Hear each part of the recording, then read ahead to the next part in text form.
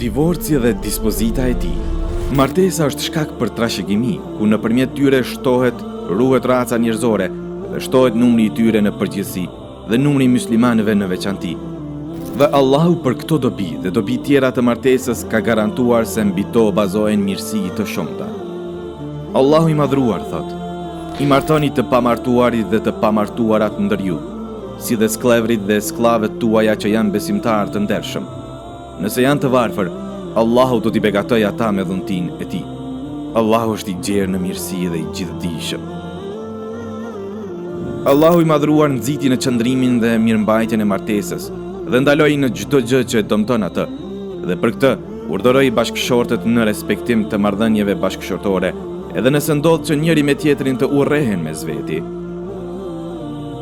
Jetoni e silluni mirë me to. Në qoftë se ato nuk ju pëlqejnë aq shumë, duroni, sepse është e mundur që juve të mos ju pëlqejë diçka, por që Allahu në atë do t'ju sjellë shumë të mira.